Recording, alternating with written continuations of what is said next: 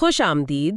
آج ہم ایک ایسی کتاب پر بات کرنے جا رہے ہیں جو حیاتیات کے کچھ سب سے گہرے سوالات سے ٹکراتی ہے۔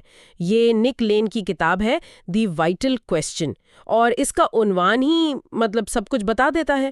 زندگی ویسی کیوں ہے جیسی وہ ہے؟ جی، یہ واقعی ایک بنیادی سوال ہے۔ بالکل، اور یہ کتاب اتنی آپ کہہ لیں تہہ دار ہے کہ ہم نے فیصلہ کیا کہ اس پر ایک پوری سیریز کی جائے۔ ہاں، ایک نشست میں اس کا حق ادا نہیں ہو سکتا تھا۔ تو آج اس سیریز کی پہلی کڑی ہے۔ کبھی کبھی سب سے گہرے سوال وہ ہوتے ہیں جو بچے پوچھتے ہیں، ہے نا؟ جیسے زندگی ایسی کیوں ہے؟ جی بالکل۔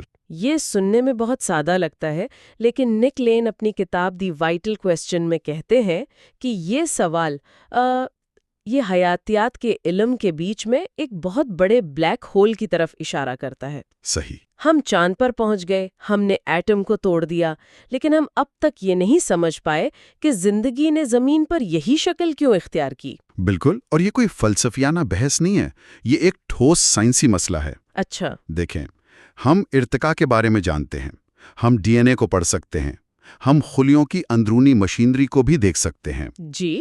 لیکن یہ سب جاننے کے باوجود ایک بنیادی سوال کا جواب غائب ہے۔ زندگی کی دو بڑی قسمیں کیوں ہیں؟ ایک طرف تو سادہ بیکٹیریا ہیں، اور دوسری طرف ہم جیسی پیچیدہ زندگی۔ بالکل، اور ان دونوں کے درمیان کچھ بھی نہیں، اربوں سال کا ایک بہت بڑا خلا ہے۔ تو آج کی گفتگو کا مقصد اسی خلا کو کھوجنا ہے۔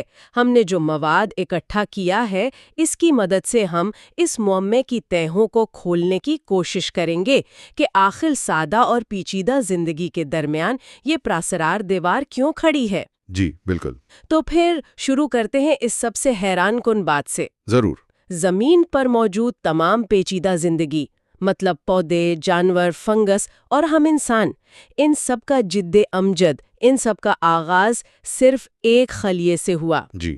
4 ارب سال کی تاریخ میں یہ واقعہ صرف ایک بار ہوا؟ مجھے تو یہ سن کر ہی یقین نہیں آتا، صرف ایک بار۔ جی، صرف ایک بار، اور یہ اس کہانی کا سب سے چونکا دینے والا حصہ ہے۔ وہ جو مشترکہ جد امجد تھا، جسے ہم پہلا یوکیریوٹک خلیہ کہتے ہیں، وہ کوئی سادہ سی شروعات نہیں تھی۔ اچھا۔ وہ پہلے دن سے ہی ناقابل یقین حد تک پیچیدہ تھا، اتنا پیچیدہ کہ اگر آج آپ ایک انسانی خلیے اور ایک کھمبی یعنی مشروم کے خلیے کو جی ایک طاقتور خوردبین کے نیچے رکھیں تو ان میں بنیادی فرق بتانا تقریباً ناممکن ہوگا۔ میں تو اپنی زندگی کو ایک مشروم جیسا بالکل نہیں سمجھتی، لیکن خلیاتی سطح پر ہم ایک ہی ہیں، یہ تو بہت عجیب بات ہے۔ بالکل، ان دونوں میں ایک واضح نیوکلیس ہوگا جس میں ڈی این اے محفوظ ہوگا، ان میں مائٹوکانڈریا ہوں گے جو توانائی پیدا کرتے ہیں، صحیح، اور اندرونی جھیلیوں کا ایک پورا جال بچھا ہوگا۔ یہ تمام خصوصیات اس پہلے جد امجد میں موجود تھیں، اور آج تک ہر پیچیدہ جاندار میں ویسی کی ویسی ہی ہیں۔ اور یہ مماثلت صرف ساخت تک محدود نہیں ہے؟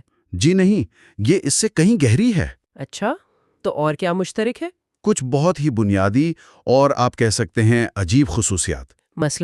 مثال کے طور پر جنس یعنی سیکس کا تصور، 2 جانداروں کا مل کر ایک نئی نسل پیدا کرنا، یہ ہر پیچیدہ جاندار میں موجود ہے، لیکن بیکٹیریا میں نہیں۔ ٹھیک ہے۔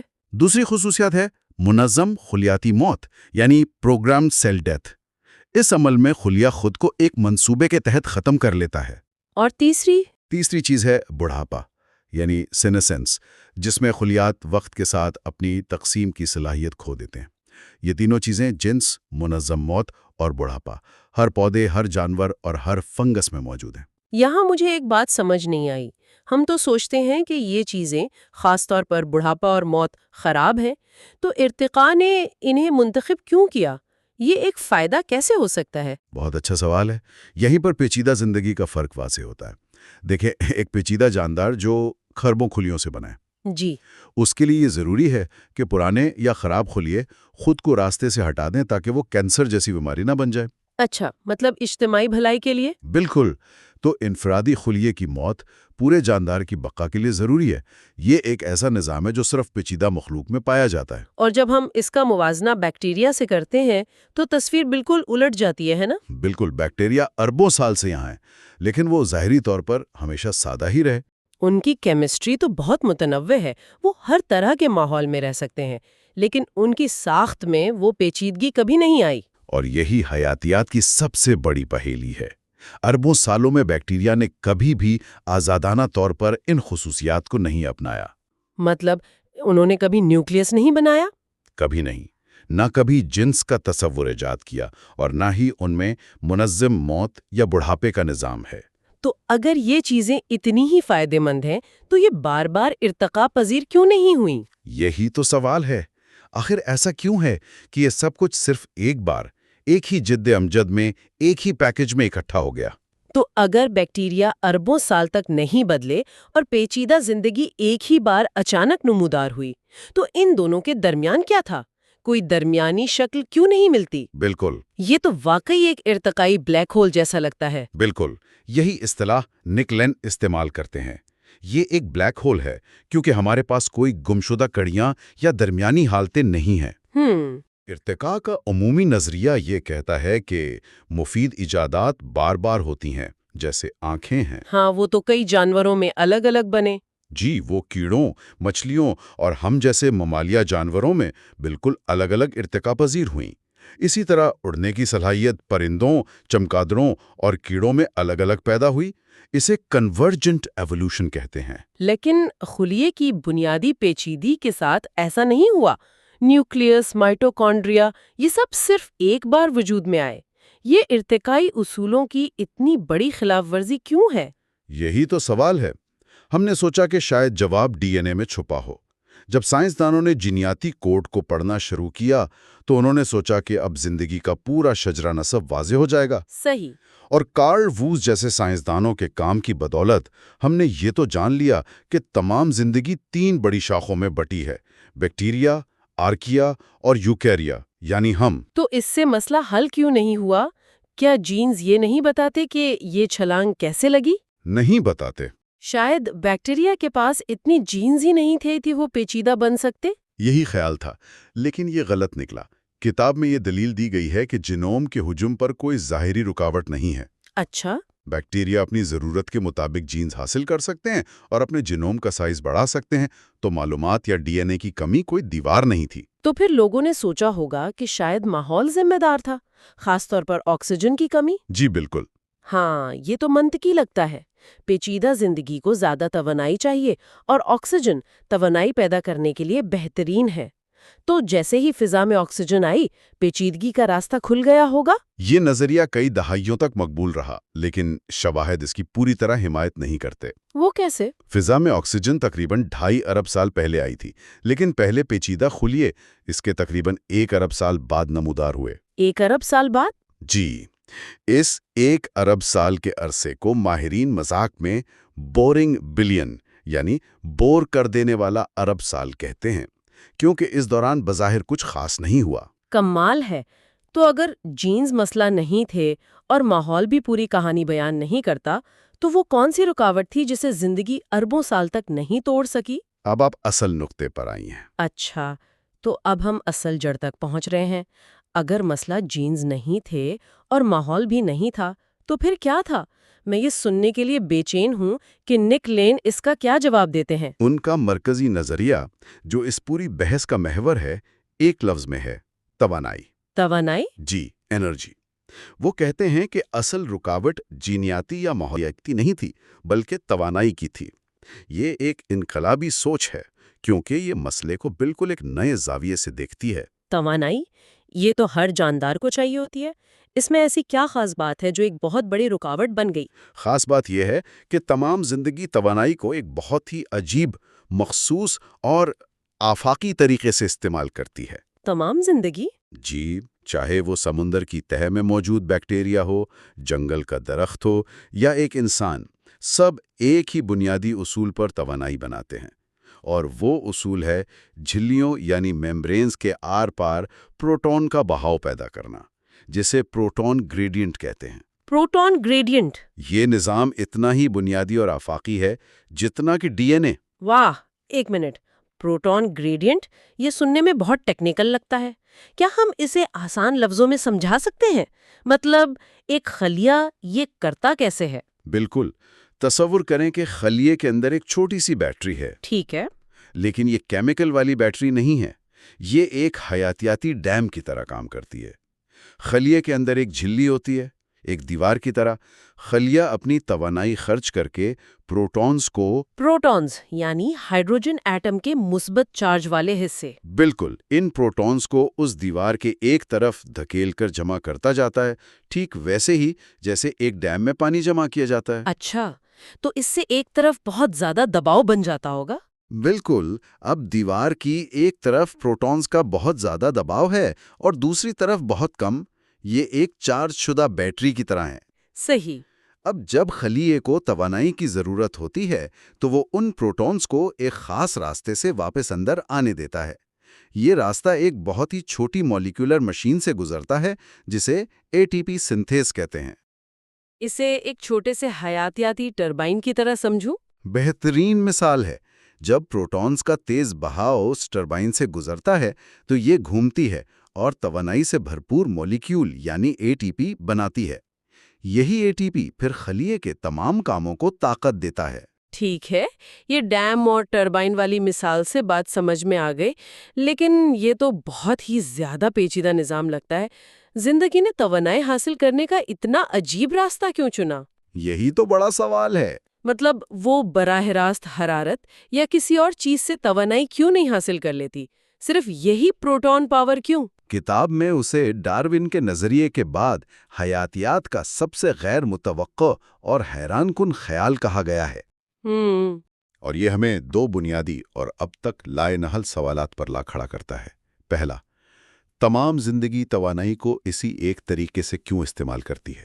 اور دوسرا، جو اس سے بھی زیادہ مشکل ہے، یہ نظام پہلی بار وجود میں کیسے آیا؟ یہ تو کلاسک مرغی اور انڈے والا مسئلہ لگتا ہے۔ بالکل وہی ہے۔ اس نظام کو چلانے کے لیے یعنی پروٹونز کو جھلی کے پار پمپ کرنے کے لیے آپ کو پہلے سے توانائی یعنی ATP کی ضرورت ہے۔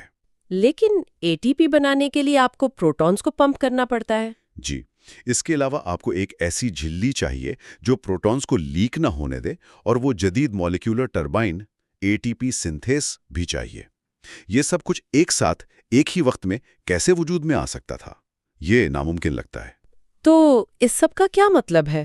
ہم نے بات شروع کی تھی ایک سادہ سے سوال سے، اور اب ہمارے سامنے ایک ایسا معمہ ہے جس میں تمام پیچیدہ زندگی کی ایک واحد پر اسرار ابتدا ہے۔ صحیح۔ یہ نہیں جانتے کہ وہ خود کیسے شروع ہوا۔ یہ تو حیاتیات کے سب سے بڑے سوالات ہیں۔ جی، اور ان سوالات کے جوابات ہمیں زندگی کی تعریف اور اس کی ابتدا کے بارے میں بالکل نئی سوچ اپنانے پر مجبور کرتے ہیں۔ یہ ہمیں بتاتے ہیں کہ زندگی کا ارتقاء صرف جینز کا کھیل نہیں، بلکہ توانائی کے قوانین سے گہرا تعلق رکھتا ہے۔ بالکل۔ اگلی گفتگو میں ہم فراہم کردہ مواد کی بنیاد پر ان سوالات کے ممکنہ جوابات تلاش کرنے کی کوشش کریں گے۔ ہم بالکل شروع میں جائیں گے، سیارہ زمین کی ابتدائی حالت میں، اور دیکھیں گے کہ زندگی کی پہلی چنگاری کیسے بھڑکی اور اس میں توانائی نے کیا کردار ادا کیا۔ گفتگو ختم کرنے سے پہلے سننے والوں کے لیے ایک آخری سوچ انگیز نکتہ چھوڑتے ہیں۔ ضرور۔ یہ کتاب بتاتی ہے کہ زندگی کے لیے ضروری اجزاء یعنی چٹان، پانی اور کاربن ڈائی آکسائیڈ کائنات میں بہت عام ہو سکتے ہیں۔ اربوں سیاروں پر زندگی شروع ہونے کے لیے شاید سب کچھ موجود ہو۔ جی، ممکن ہے۔ لیکن اگر پیچیدگی کا مسئلہ واقعی توانائی کا مسئلہ ہے، اتنا مشکل مسئلہ کہ زمین پر بھی اسے حل ہونے میں اربوں سال لگ گئے، اور وہ بھی صرف ایک بار، تو کیا اس کا مطلب یہ ہے کہ کائنات میں سادہ بیکٹیریا جیسی زندگی تو شاید عام ہو، لیکن پیچیدہ زندگی، جانور، پودے اور شاید ذہین مخلوق انتہائی نایاب ہوگی؟ آج ہم ایک بہت بڑے سوال کی تہہ تک جانے کی کوشش کر رہے ہیں، ایک ایسا سوال جو حیاتیات کے بالکل مرکز میں ہے۔ زمین پر زندگی شروع ہونے کے بعد تقریباً 2 ارب سال تک وہ چھوٹے چھوٹے بیکٹیریا کی شکل میں ہی کیوں پھنسی رہی؟ جی، یہ ایک بہت بڑا معمہ ہے۔ آخر اتنی لمبی خاموشی کیوں تھی؟ ہمارے پاس نک لین کی کتاب دی وائٹل کویسچن کے کچھ حصے ہیں، اور ان کا دعویٰ ہے کہ اس ساری کہانی کا تعلق توانائی سے ہے۔ بالکل، اور یہ صرف کوئی عام توانائی نہیں ہے۔ کتاب کا مرکزی خیال یہ ہے کہ زندگی کا آغاز اور اس کا ارتقاء وہ ایک بہت ہی خاص قسم کے توانائی کے نظام پر منحصر تھا۔ اچھا۔ اور یہی نظام نہ صرف یہ بتاتا ہے کہ زندگی کیسے شروع ہوئی، بلکہ یہ بھی واضح کرتا ہے کہ وہ اربوں سال تک ایک فادہ شکل میں کیوں قید رہی۔ اور پھر اچانک ایک انقلابی واقعہ نے سب کچھ کیسے بدل دیا؟ تو چلیں اس گتھی کو سلجھاتے ہیں۔ جب ہم زندگی کے آغاز کے بارے میں سوچتے ہیں تو ذہن میں فوراً وہ اسکول کی کتابوں والی تصویر آتی ہے۔ جی، وہ پرائمورڈیل سوپ والی۔ ہاں، ایک گرم تالاب اور آسمان سے بجلی کڑکتی ہے جس سے کیمیکلز مل کر زندگی بنا دیتے ہیں۔ لیکن یہ کتاب کہتی ہے کہ یہ تصویر بالکل غلط ہے۔ جی، یہ بہت گمراہ کن ہے۔ زندگی کو توانائی کے بے ترتیب جھٹکوں کی ضرورت نہیں ہوتی، جیسے آسمانی بجلی۔ تو پھر کس چیز کی ضرورت ہے؟ اسے ایک مسلسل، قابل بھروسہ اور منظم توانائی کے بہاؤ کی ضرورت ہوتی ہے۔ اس کی مثال ایک پنچکی کی طرح ہے، جسے چلانے کے لیے پانی کا ایک مستقل بہاؤ چاہیے، نہ کہ کبھی کبھار آنے والا سیلاب۔ ٹھیک ہے۔ زندگی کی بنیاد وہ جو ہے ریڈاکس کیمسٹری پر ہے، جو بنیادی طور پر الیکٹرانوں کی ایک جگہ سے دوسری جگہ منتقلی ہے، ایک چھوٹا سا حیاتیاتی سرکٹ۔ اچھا، یعنی زندگی ایک برقی کرنٹ کی طرح کام کرتی ہے۔ یہ تو سمجھ میں آتا ہے، لیکن کتاب میں یہ بھی کہا گیا ہے کہ تمام جانداروں میں توانائی حاصل کرنے کا طریقہ نہ صرف ایک جیسا ہے بلکہ بہت عجیب بھی ہے۔ عجیب کیوں؟ عجیب اس لیے کہ یہ انتہائی پیچیدہ اور غیر متوقع ہے۔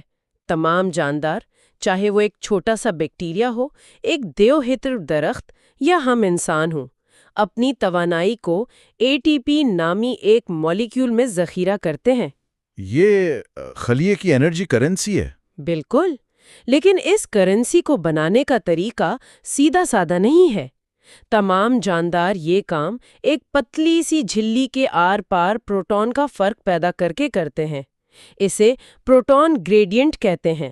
ٹھیک ہے، یہ پروٹون گریڈینٹ سننے میں تھوڑا ٹیکنیکل لگ رہا ہے۔ یہ آخر ہے کیا بلا؟ بہت آسان ہے۔ آپ تصور کریں کہ ایک جھلی ہے، ایک دیوار کی طرح۔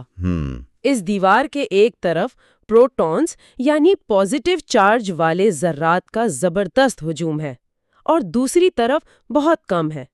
یہ فرق، یہ دباؤ بالکل ایک ڈیم کے پیچھے جمع ہوئے پانی کی طرح ہے۔ اچھا، جیسے ہائیڈرو الیکٹرک ڈیم۔ جی، جس طرح ڈیم کا پانی ٹربائن کو گھما کر بجلی بناتا ہے، اسی طرح ہمارے خلیوں میں پروٹون کا یہ دباؤ ایک ننھی منی مالیکیولر ٹربائن، جسے ATP سنتھیز کہتے ہیں، اسے گھماتا ہے اور ATP بناتا ہے۔ سب سے غیر معمولی خیال مانا جاتا ہے۔ ایک منٹ، میں یہاں تھوڑا الجھ گیا ہوں۔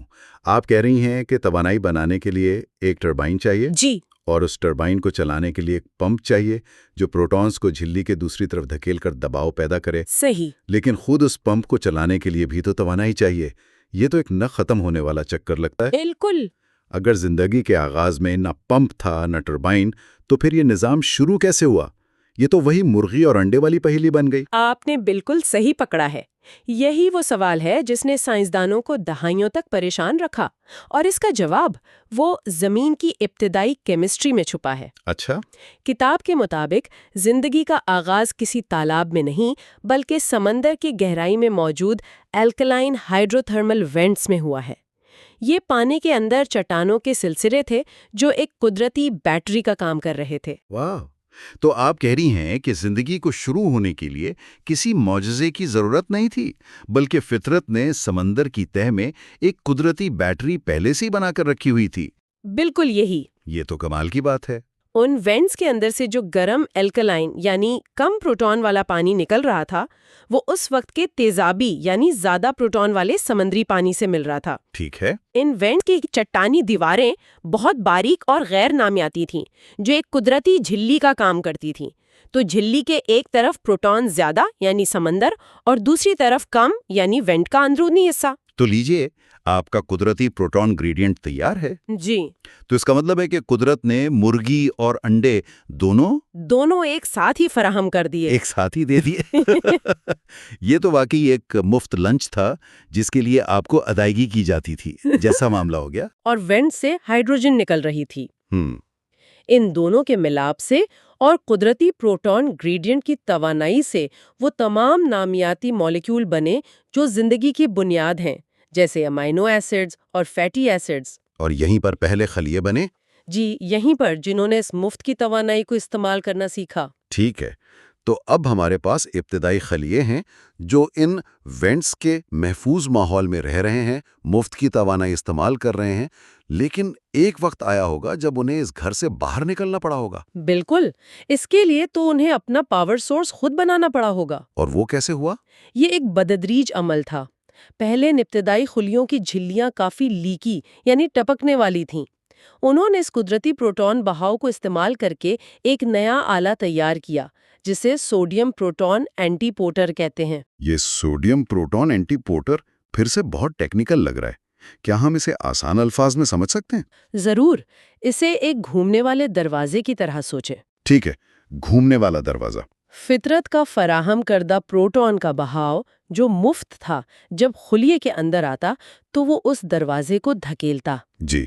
جب دروازہ گھومتا تو اس کا دوسرا حصہ خلیے کے اندر سے سوڈیم کے ایک آئن کو پکڑ کر باہر پھینک دیتا۔ یہ ایک بہت ہوشیار طریقہ تھا جس سے خلیے نے مفت کی توانائی کو استعمال کر کے ایک اور کام کر لیا، یعنی اپنے اندر سوڈیم کا ایک الگ گریڈینٹ بنا لیا۔ بالکل، اور اس سے انہیں تقریباً 60% اضافی توانائی مل گئی۔ اچھا، تو اس اضافی توانائی سے انہوں نے آخرکار وہ کام کیا جو پہلے ناممکن تھا، یعنی اپنا خود کا پروٹون پمپ بنایا۔ بالکل، جب ان کے پاس اپنا پمپ آ گیا تبھی یہ فائدہ مند ہوا کہ وہ اپنی جھلی کو کم لیکی یا پروٹون ٹائٹ بنائیں۔ اور اس قدم نے انہیں ان قدرتی وینٹس پر انحصار سے آزاد کر دیا۔ جی، اب وہ اپنی بیٹری خود بنا سکتے تھے اور کھلے سمندر میں کہیں بھی جا سکتے تھے۔ یہی وہ لمحہ تھا جب زندگی کی دو بڑی شاخیں بیکٹیریا اور آرکیا ایک دوسرے سے الگ ہو گئی۔ ٹھیک ہے، تو اب ہمارے پاس آزاد خلیے ہیں جو سمندر میں تیر رہے ہیں، اپنی توانائی خود بنا رہے ہیں۔ کہانی یہاں ختم ہو جانی چاہیے تھی، انہیں اب ارتقا کر کے پیچیدہ جاندار بن جانا چاہیے تھا، جیسے درخت، مچھلیاں یا ہم۔ ہاں، لیکن ایسا نہیں ہوا۔ اربوں سال تک کچھ خاص نہیں بدلا۔ یہ حیاتیات کی سب سے بڑی پہلیوں میں سے ایک ہے۔ آخر وہ کہاں پھنس گئے تھے؟ وہ توانائی کی ایک ایسی حد میں پھنس گئے تھے جسے وہ پار نہیں کر سکتے تھے۔ اس کا تعلق توانائی فی جین کے تصور سے ہے۔ توانائی فی جین؟ جی، ایک بیکٹیریل خلیے کو اپنی بیرونی جھلی سے ہی سارے کام کرنے پڑتے ہیں، سانس لینا، کھانا کھانا، توانائی بنانا، سب کچھ۔ تو مسئلہ کیا ہے؟ مسئلہ یہ ہے کہ اگر ایک خلیہ بڑا ہوتا ہے تو اس کا حجم یعنی اس کی توانائی کی ضروریات اس کی سطح کے رقبے یعنی توانائی بنانے کی صلاحیت سے کہیں زیادہ تیزی سے بڑھتا ہے۔ تو کیا کسی بیکٹیریا نے بڑا ہونے کی کوشش ہی نہیں کی؟ کچھ نے کی تھی، کچھ دیو ہائیکل بیکٹیریا ہیں جیسے ایپیلوپیشیم، اس نے اس کا ایک عجیب حل نکالا۔ اس نے اپنے جینوم کے ہزاروں بلکہ 2 لاکھ تک کاپیاں بنا لیں اور انہیں اپنی جھلی کے قریب بکھیر دیا۔ 2 لاکھ کاپیاں؟ جی، لیکن یہ بہت ہی غیر مؤثر نظام تھا۔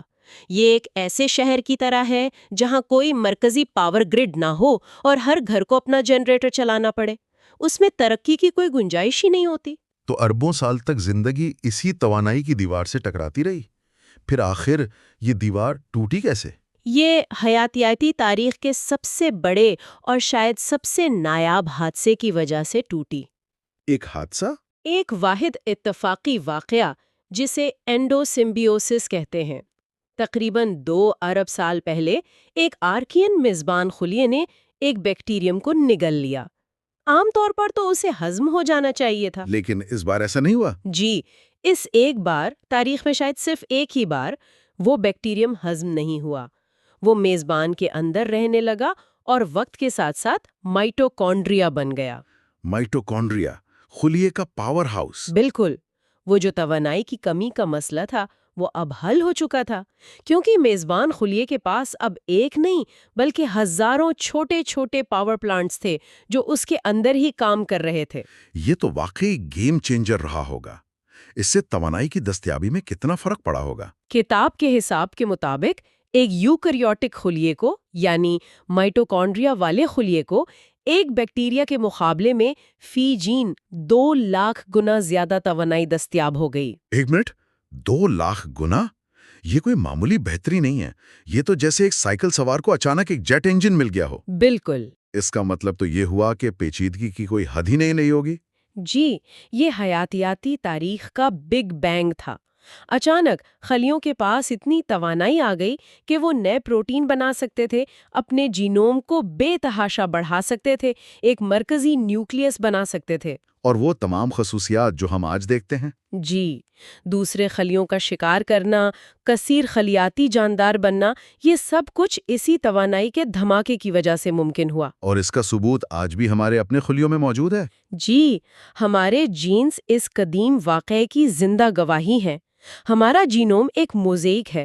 ہمارے آدھے جینز کا تعلق اس آرکین میزبان سے ہے جو معلومات کو پروسیس کرتے ہیں، اور باقی آدھے جینز کا تعلق اس بیکٹیریل مہمان سے ہے جو توانائی اور میٹابولزم کو کنٹرول کرتے ہیں۔ ہم ان دو قدیم جانداروں کا ایک ہائبرڈ ہے۔ اگر توانائی کی یہ رکاوٹ نہ ٹوٹتی تو پیچیدہ زندگی یعنی ہم اور آپ کبھی وجود میں نہ آتے۔ تو اگر ہم پوری کہانی کا خلاصہ کریں، زندگی کا آغاز سمندر کی تہہ میں موجود قدرتی بیٹریوں سے ہوا، یعنی الکلائن ہائیڈرو تھرمل وینٹس۔ جی، وہاں سے آزاد ہونے کے بعد بیکٹیریا اور آرکیا توانائی کی ایک حد کی وجہ سے اربوں سال تک سادہ رہے، اور پھر ایک تاریخی حادثے یعنی مائٹوکونڈریا کے حصول نے توانائی کا وہ سیلاب پیدا کیا جس نے پیچیدہ زندگی کو جنم دیا۔ یہ واقعی توانائی کی کہانی ہے۔ بالکل۔ اور یہ ہمارے لیے ایک بہت گہرا سوال چھوڑ جاتی ہے۔ اگر پیچیدہ زندگی کا ارتقاء ایک ایسے انتہائی نایاب اور اتفاقی واقعے پر منحصر تھا، تو کیا اس کا مطلب یہ ہے کہ کائنات میں سادہ بیکٹیریا جیسی زندگی تو شاید عام ہو، لیکن پیچیدہ اور ذہین زندگی انتہائی نایاب ہے؟ یہ ایک ایسا سوال ہے جس پر سوچنا چاہیے۔ ایک زبردست سوچ چھوڑ کر جا رہی ہیں آپ۔ اگلی بار ہم اسی سلسلے کو آگے بڑھائیں گے اور دیکھیں گے کہ اس نئی توانائی سے لیس خلیوں نے کیا کیا کمالات دکھائے۔ ہم پیچیدہ خلیوں کے ارتقاء، جنس کی پراسرار ابتدا اور موت کے آغاز پر بات کریں گے۔ خوش آمدید۔ آج ہم زندگی کی تاریخ کے ایک شاید سب سے بڑے راز پر بات کرنے والے ہیں۔ جی، ہمارے پاس جو ذرائع ہیں وہ ایک بہت ہی بنیادی سوال اٹھاتے ہیں۔ زمین پر زندگی تقریباً 4 ارب سال سے ہے، لیکن پیچیدہ زندگی یعنی پودے، جانور، ہم انسان، یہ سب بہت بعد میں آئے۔ بالکل، یہ سب تو پچھلے آدھے ارب سال کی کہانی ہے۔ ایسا کیوں ہے؟ اربوں سال تک صرف سادہ بیکٹیریا، اور پھر اچانک یہ پیچیدگی کا دھماکہ۔ اور حیران کن بات یہ ہے کہ یہ صرف ایک بار ہوا۔ بالکل، اور آج ہمارا مقصد اسی ایک واقعے کی گہرائی میں جانا ہے۔ ہم ان ذرائع کی مدد سے سمجھنے کی کوشش کریں گے کہ وہ کون سا انقلابی قدم تھا جس نے سادہ خلیوں کو ان پیچیدہ یوکیریوٹک خلیوں میں بدل دیا۔ اور یہ صرف خلیے کی ساخت کی کہانی نہیں ہے، یہ کہانی ہمیں بتائے گی کہ توانائی نے کیسے نیوکلیس، جنس اور یہاں تک کہ موت جیسی بنیادی چیزوں کو جنم دیا۔ یعنی ہم یہ جاننے والے ہیں کہ زندگی ویسی کیوں ہے جیسی آج ہمیں نظر آتی ہے۔ جی، مختصراً یہی مقصد ہے۔ تو آئیے اس مرکزی خیال سے شروع کرتے ہیں جو ذرائع میں بار بار آتا ہے۔ زمین پر موجود تمام پیچیدہ جاندار، چاہے وہ کوئی درخت ہو یا مچھلی، ان سب کا جد امجد ایک ہی تھا، ایک واحد خلیہ۔ ایک واحد خلیہ۔ یہ ایک ایسا واقعہ تھا جس نے زندگی کے کھیل کے اصول ہی بدل دیے۔ لیکن یہ سب شروع کیسے ہوا؟ ذرائع کہتے ہیں کہ اس کہانی کا ہیرو توانائی ہے۔ اچھا، تو جب ہم کہتے ہیں پیچیدہ خلیہ یا یوکیریوٹ، تو اس کا اصل مطلب کیا ہے؟ یہ ایک عام بیکٹیریا سے اتنا الگ کیوں ہے؟ ذرائع کا جو مرکزی نقطہ ہے وہ ایک بہت ہی عجیب واقعے کے گرد گھومتا ہے جو کوئی 2 ارب سال پہلے پیش آیا۔ ایسا لگتا ہے جیسے ایک خلیے نے دوسرے کو کھا لیا، لیکن ہضم نہیں کیا۔ ہاں، ہضم نہیں کیا۔ کیا آپ اس واقعے یعنی اینڈوسمبائیوسس کے بارے میں کچھ بتا سکتی ہیں؟ جی بالکل، یہ زندگی کی تاریخ کا شاید سب سے اہم موڑ تھا۔ آپ تصور کریں کہ 2 بہت سادہ خلیے ہیں، ایک آرکیا اور دوسرا بیکٹیریا۔ ٹھیک۔ ایک دن اس آرکیا نے بیکٹیریا کو نگل لیا۔ عام طور پر تو اسے ہضم ہو جانا چاہیے تھا، لیکن ایسا نہیں ہوا۔ اچھا۔ اس کے بجائے وہ بیکٹیریا میزبان خلیے کے اندر زندہ رہا، اور پھر دونوں نے مل کر کام کرنا شروع کر دیا۔ وہ چھوٹا بیکٹیریا جو کبھی آزاد تھا، اب میزبان کے اندر رہتے ہوئے اس کے لیے توانائی بنانے لگا۔ ایک منٹ۔ اور وہی ننھا مہمان آج ہمارے ہر خلیے میں مائٹوکونڈریا کے نام سے موجود ہے۔ تو ہمارے خلیوں کے اندر یہ جو پاور ہاؤسز ہیں یہ دراصل ایک قدیم بیکٹیریا کی نشانی ہے۔ یہ تو حیران کن بات ہے نا؟ لیکن یہ شراکت داری اتنی انقلابی کیوں ثابت ہوئی؟ مطلب ایک خلیے کے اندر دوسرے کا رہنا زندگی کے لیے اتنا بڑا قدم کیوں تھا؟ کیونکہ یہ کوئی معمولی اپ گریڈ نہیں تھا۔ یہ ایسا تھا جیسے ایک گاؤں جو موم بتیوں پر گزارا کر رہا ہو، اسے اچانک ایک نیوکلیر پاور پلانٹ مل جائے۔ واو! امکانات کی ایک پوری کائنات کھل گئی جو پہلے ناقابل تصور تھی۔ ذرائع میں ایک بہت چونکا دینے والا حساب ہے۔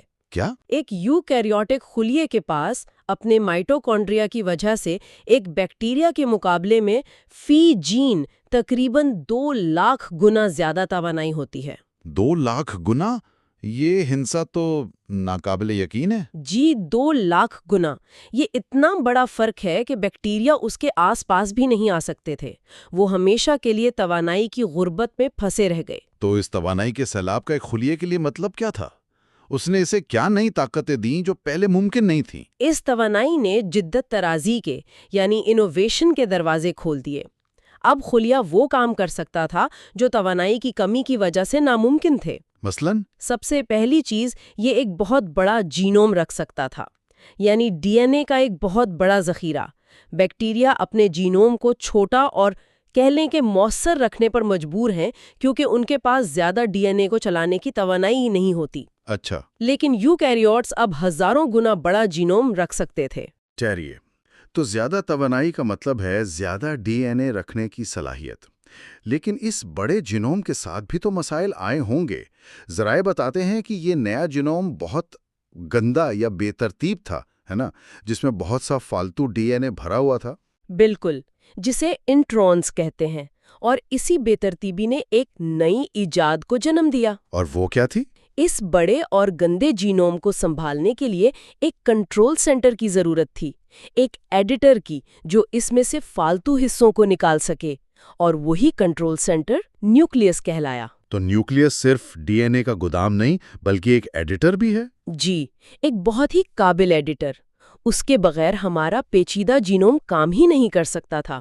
اور دلچسپ بات یہ ہے کہ فیگوسائٹوسس یعنی کسی چیز کو نگلنے کا عمل خود بہت زیادہ توانائی مانگتا ہے، تو شاید یہ صلاحیت بھی توانائی کی فراوانی کے بعد ہی آئی، جس کے بغیر تو اینڈوسمبائیوسس ہی ممکن نہ ہوتا۔ اچھا، تو اس توانائی کے انقلاب نے خلیے کا ہارڈ ویئر تو پوری طرح بدل دیا۔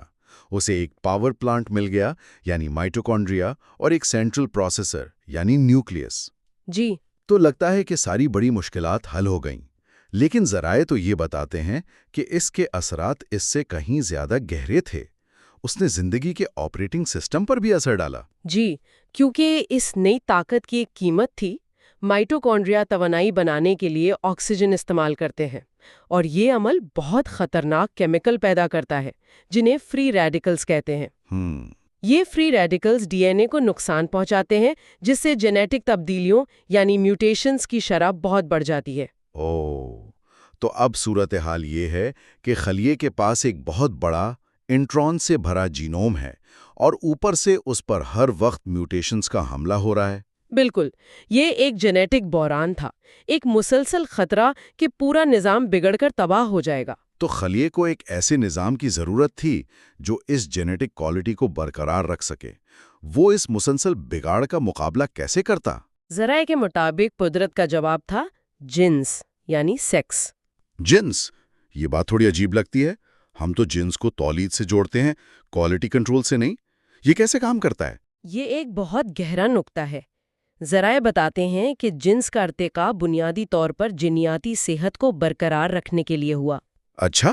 جی، یہ 3 حالات میں سب سے زیادہ فائدہ مند ہوتا ہے: جب میوٹیشن کی شرح زیادہ ہو، جب آبادی میں بہت زیادہ جینیاتی تنوع ہو، اور جب قدرتی انتخاب کا دباؤ شدید ہو۔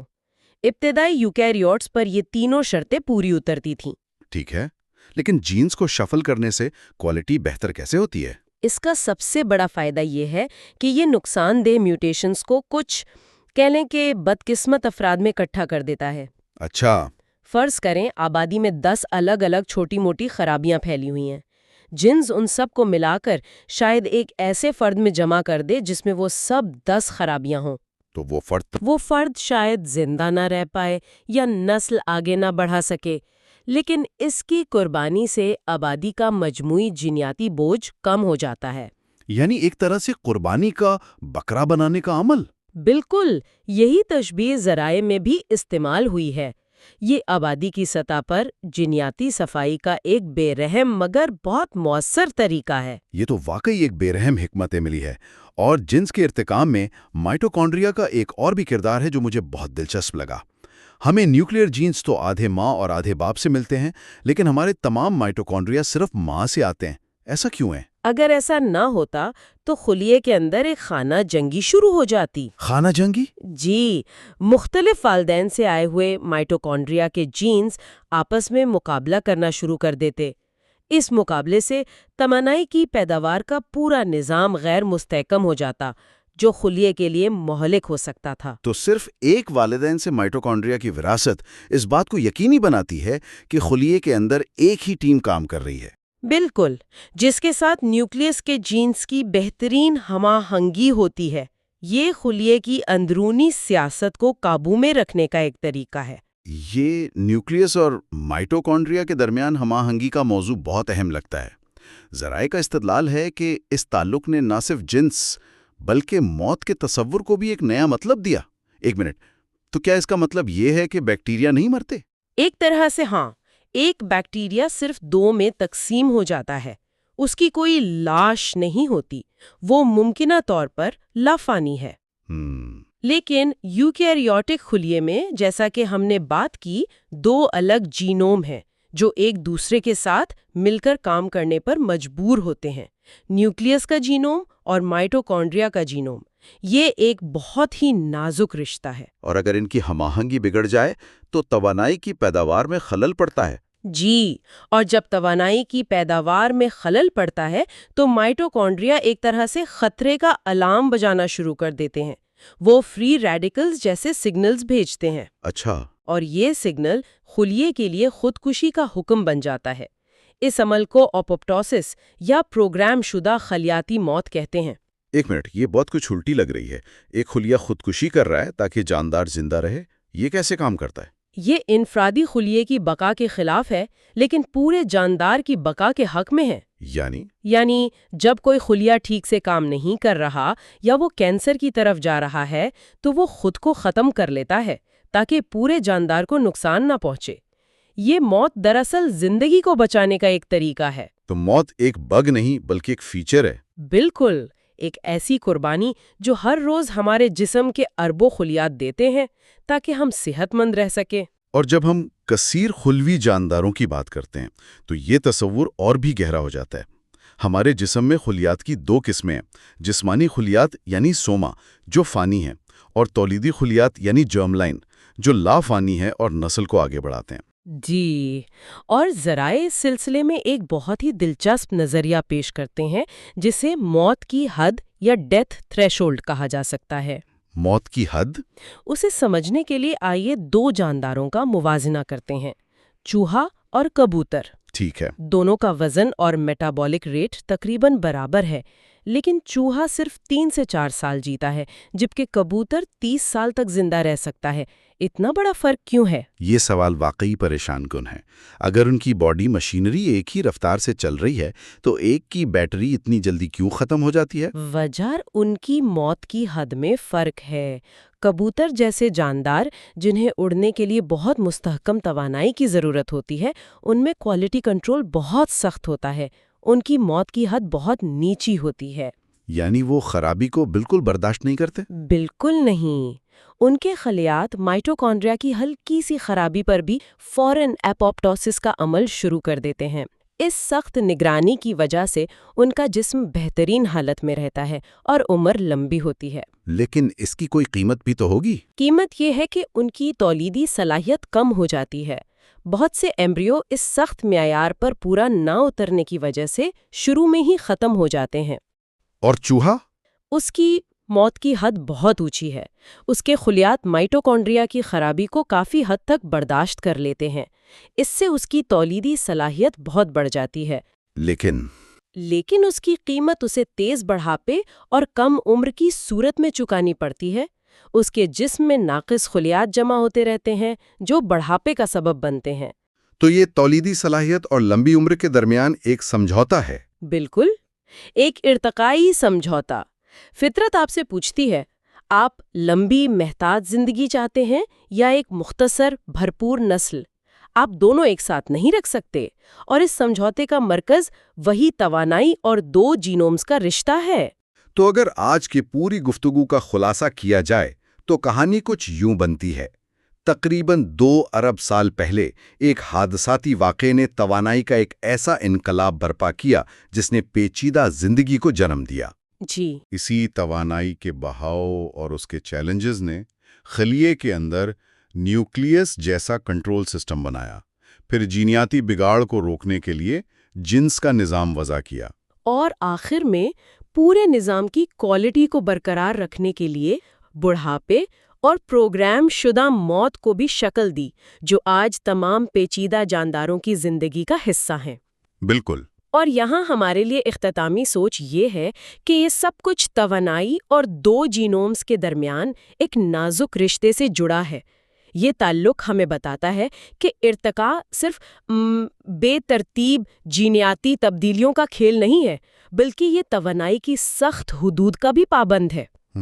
یہ ہمیں اس سوال پر غور کرنے پر مجبور کرتا ہے کہ اگر زندگی کائنات میں کہیں اور بھی موجود ہے تو کیا اسے بھی پیچیدہ بننے کے لیے توانائی کی انہی رکاوٹوں کا سامنا کرنا پڑے گا؟ کیا وہاں بھی پیچیدہ زندگی کے لیے یہ اصول لاگو ہوں گے؟ ایک بہت ہی گہرا سوال۔ اگلی بار ہم حصہ 4 میں دیکھیں گے کہ سیلولر توانائی کے یہ اصول ہمیں مستقبل کے بارے میں کیا بتا سکتے ہیں، اور یہ ارتقائی اصولوں کی پیشین گوئی کرنے کی طاقت کو کس طرح ظاہر کرتے ہیں۔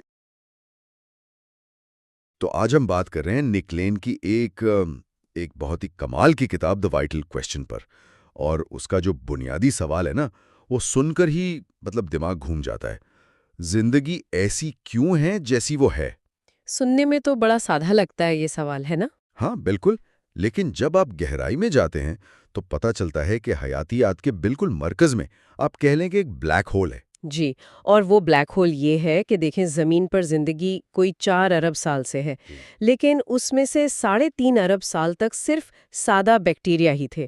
پھر اچانک صرف ایک بار ایک ایسا واقعہ ہوا جس سے پیچیدہ زندگی وجود میں آئی، یعنی پودے، جانور، فنجائے، ہم سب۔ اور ان دونوں میں فرق زمین آسمان کا ہے۔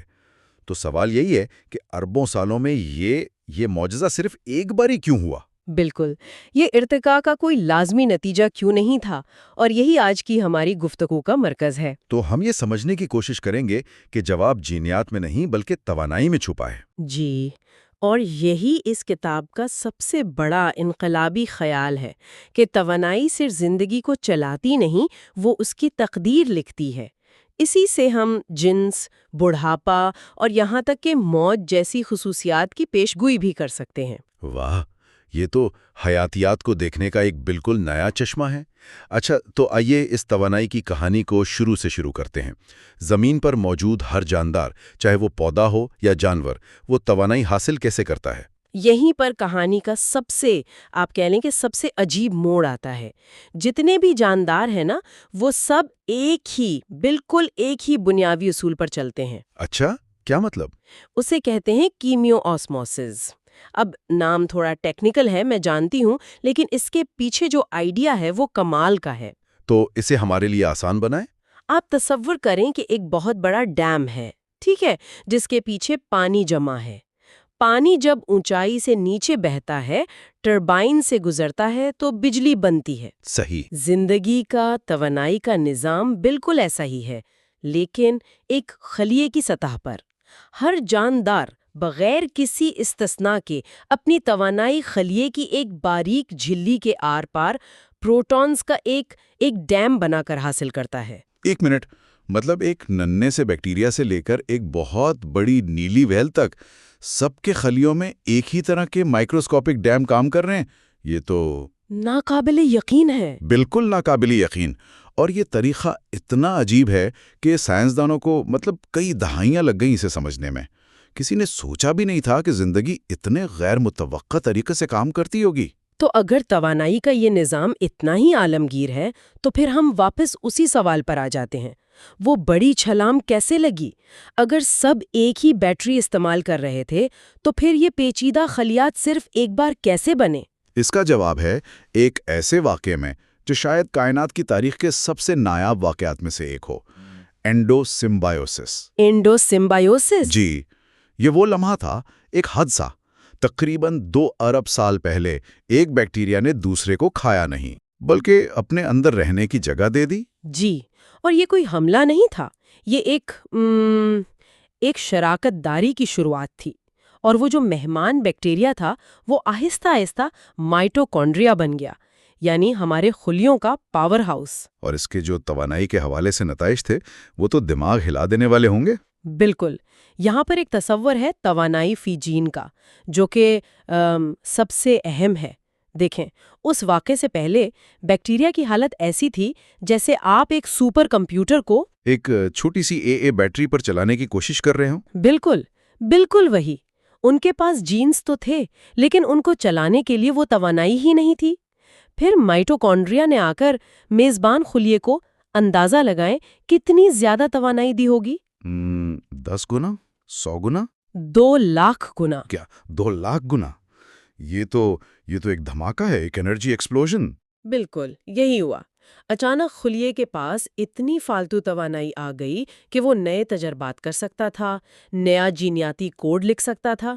اس سے پہلے اگر کوئی بیکٹیریا بڑا ہونا بھی چاہتا تھا نا، جیسے ایک دیو ہیکل بیکٹیریا ہے ایپیولیپسیم، اچھا، تو اس سے ایک بہت ہی عجیب حل نکالنا پڑتا تھا۔ بڑا ہونے کے لیے اسے اپنے پورے جینوم کی ہزاروں کاپیاں بنانی پڑتی تھیں۔ ہزاروں کاپیاں؟ کیوں؟ تاکہ جسم کے ہر حصے کو ضروری پروٹین مل سکے۔ وہ بڑا تو ہو گیا لیکن ارتقائی طور پر وہیں کا وہیں رہا۔ وہ اپنے جینوم میں نئی پیچیدگیاں شامل ہی نہیں کر سکتا تھا۔ تو وہ ایک بہت بڑی لائبریری کی طرح تھا جس میں ایک ہی کتاب کی ہزاروں کاپیاں تھیں، نئی کتابوں کے لیے جگہ ہی نہیں تھی۔ بہترین مثال ہے۔ مائٹوکونڈریا نے آ کر اس توانائی کی رکاوٹ کو ہمیشہ کے لیے توڑ دیا۔ اچھا، تو جب یہ توانائی کی رکاوٹ ہٹ گئی تو ارتقاء نے کچھ بہت ہی عجیب راستے لیے، ہے نا؟ میرا مطلب ہے جنس، اور پھر یہ پروگرامڈ سیل ڈیتھ جسے ایپوپٹوسس کہتے ہیں، یہ چیزیں تو بیکٹیریا میں نہیں ہوتی، تو یہ کہاں سے آ گئیں؟ نہیں تھے، بلکہ آپ کہہ لیں کہ یہ منطقی نتائج تھے۔ جنس کو ہی لے لیں، مائٹوکونڈریا کے آنے سے خلیے کا جینوم قابو سے باہر ہونے لگا، وہ تیزی سے بڑا ہو رہا تھا، اور اس پر خود غرض جینیاتی عناصر یعنی انٹرونز نے حملہ کر دیا۔ یہ وائرس کی طرح تھے۔ ایک منٹ، لیکن کیا جنس بذات خود ایک بہت مہنگا سودا نہیں ہے؟ ارتقاء کے نقطہ نظر سے تو یہ بہت بڑا نقصان لگتا ہے۔ بہت اچھا سوال ہے۔ یہ حیاتیات کے سب سے بڑے معموں میں سے ایک رہا ہے، لیکن توانائی کے نقطہ نظر سے دیکھیں تو اس کی وجہ سمجھ آتی ہے۔ جینوم اتنا بڑا اور بے ترتیب ہو گیا تھا کہ اسے صاف ستھرا رکھنے اور مرمت کرنے کا کوئی طریقہ چاہیے تھا۔ جینیاتی ملاپ یعنی ریکمبینیشن، جو جنس کا بنیادی حصہ ہے، اس مسئلے کا بہترین حل تھا۔ اچھا، تو جنس ایک طرح سے ہمارے جینیاتی کوڈ کو منظم رکھنے کا ایک طریقہ بن گیا۔ ٹھیک ہے، لیکن اس سے بھی زیادہ عجیب تصور موت کا ہے، یعنی ایپوپٹوسس۔ ارتقاء نے ہمارے خلیوں میں ایک خودکش بٹن کیوں لگایا؟ اب خلیے میں 2 الگ جینوم تھے، ایک نیوکلیس میں، دوسرا مائٹوکونڈریا میں۔ ان دونوں کے درمیان مکمل ہم آہنگی یعنی سنکرونائزیشن بہت ضروری ہے۔ اپوپٹوسس اسی ہم آہنگی کو یقینی بنانے کا ایک کوالٹی کنٹرول میکانزم ہے۔ Quality control? جی، اگر کسی خلیے کے مائٹوکونڈریا ٹھیک سے توانائی پیدا نہیں کر رہے تو وہ خلیہ پورے جسم کے لیے خطرہ بن سکتا ہے۔ ایسے میں وہ خلیہ پورے جاندار کی بھلائی کے لیے خود کو قربان کر دیتا ہے۔ تو یہ ایک حفاظتی نظام ہے تاکہ ایک خراب پرزہ پوری مشین کو خراب نہ کر دے۔ واو! اسی سلسلے میں کتاب میں کبوتر اور چوہے کی ایک بہت دلچسپ مثال ہے۔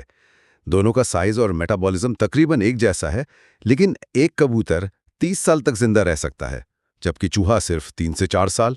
ایسا کیوں؟ اس کا تعلق ہے ایک چیز سے جسے ہم کہتے ہیں ڈیتھ تھریش ہولڈ۔ ڈیتھ تھریش ہولڈ یعنی موت کی حد۔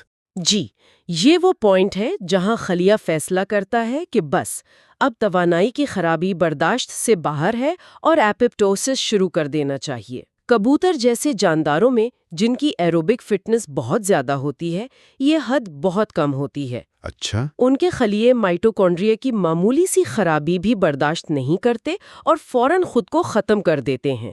نتیجہ یہ ہوتا ہے کہ ان کے جسم میں بیمار خلیے جمع نہیں ہوتے اور وہ لمبی صحت مند زندگی گزارتے ہیں۔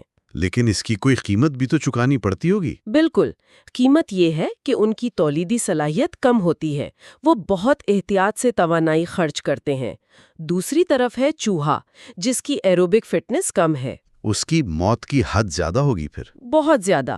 اس کے خلیے توانائی کی خرابیوں کو کافی حد تک برداشت کر لیتے ہیں۔ فائدہ یہ ہے کہ وہ اپنی ساری توانائی تیزی سے بچے پیدا کرنے پر لگا سکتا ہے۔ اور قیمت؟ قیمت وہ کم عمری اور بڑھاپے کی بیماریوں کی صورت میں چکاتا ہے۔ تو یہ ایک بنیادی حیاتیاتی سودے بازی ہے، لمبی عمر مقابلہ تیز تولید، اور اس کا کنٹرول بھی توانائی کے نظام کے ہاتھ میں ہے۔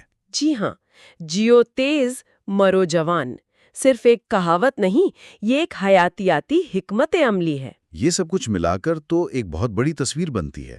تو اگر ہم ان اصولوں کو کائنات میں دوسری جگہوں پر زندگی کی تلاش پر لاگو کریں تو ہم کیا توقع کر سکتے ہیں؟ تو یہاں ایک بہت ہی گہری اور شاید تھوڑی مایوس کن بات سامنے آتی ہے۔ اگر آپ اس تھیوری کو مانیں تو سادہ زندگی یعنی بیکٹیریا جیسی زندگی وہ کائنات میں بہت عام ہونی چاہیے۔ کیوں؟ کیونکہ اس کے لیے چاہیے کیا؟ صرف چٹان، پانی اور کاربن ڈائی آکسائیڈ، اور یہ تینوں چیزیں تو ہر جگہ ہیں۔ بالکل ہر جگہ ہے۔ تو بہت ممکن ہے کہ کئی سیاروں پر زندگی شروع ہوئی ہو۔ لیکن پیچیدہ زندگی؟ وہ ایک الگ کہانی ہے، بالکل الگ کہانی۔ پیچیدہ زندگی کا ارتقاء اس اینڈو سمبائیوسس کے ایک انتہائی نایاب، اتفاقی اور آپ کہہ لیں کہ تقریباً ناممکن واقعے پر منحصر ہے۔ یہ اربوں میں ایک کم موقع تھا۔ اس ایک حادثے کے بغیر ہو سکتا ہے ہمارا سیارہ آج بھی صرف بیکٹیریا کی ایک کیچڑ بھری دنیا ہوتا۔ جب آپ اس طرح سوچتے ہیں تو یہ بہت بڑی بات ہے۔ ہم سب، ہر جانور، ہر پودا 4 ارب سال کی تاریخ میں ہونے والے ایک ناقابل یقین حادثے کی پیداوار ہیں۔ یہ ہے، لیکن یہ ہمیں اپنی حیثیت کی انفرادیت کا احساس بھی دلاتی ہے۔ تاہم سائنس میں ہمیشہ نئے امکانات رہتے ہیں۔ گہرے سمندر میں ایک پراسرار جرثومہ ملا ہے، پیراکیریون مائیوجینیسس۔ اچھا، وہ کیا ہے؟ وہ نہ تو بیکٹیریا ہے اور نہ ہی ہماری طرح کا یوکیریوٹ، وہ ان دونوں کے درمیان کی کوئی چیز لگتا ہے۔ تو کیا یہ پیچیدگی کی طرف کوئی دوسرا متوازی راستہ ہو سکتا ہے؟ یہ ایک دلچسپ امکان ہے۔ شاید ارتقاء نے پیچیدگی حاصل کرنے کی ایک سے زیادہ بار کوشش کی ہو، لیکن مسئلہ یہ ہے کہ ہمیں اس جرثومے کے بارے میں ابھی تقریباً کچھ نہیں معلوم۔ یہ ایک زندہ معاملہ ہے۔ ٹھیک ہے، تو آج کی اس گفتگو کو سمیٹتے ہیں۔ ہم نے دیکھا کہ توانائی ارتقاء کی ڈرائیونگ سیٹ پر بیٹھی ہے۔ اسی نے پیچیدہ زندگی کو ممکن بنایا، اور اسی نے جنس اور موت جیسی ہماری بنیادی خصوصیات کو جنم دیا۔ بالکل، اور اس کا سب سے اہم پہلو یہ ہے کہ یہ جینیات اور توانائی کو ایک ساتھ لاتا ہے۔ صرف جینز کو دیکھنا کافی نہیں ہے، ہمیں یہ بھی دیکھنا ہوگا کہ ان جینز کو چلانے والی توانائی کہاں سے آ رہی ہے۔ یہ نقطہ نظر ہمیں انسانی صحت اور بیماریوں کو ایک بالکل نئے زاویے سے دیکھنے میں مدد دے سکتا ہے۔ تو آخر میں ایک سوال ذہن میں آتا ہے نا؟ یہ جو ہماری عمر ہے، ہماری بیماریاں اور پھر آخر میں موت، کیا یہ سب بس حیاتیاتی خامیاں ہیں؟ کوئی بگ ہے سسٹم میں؟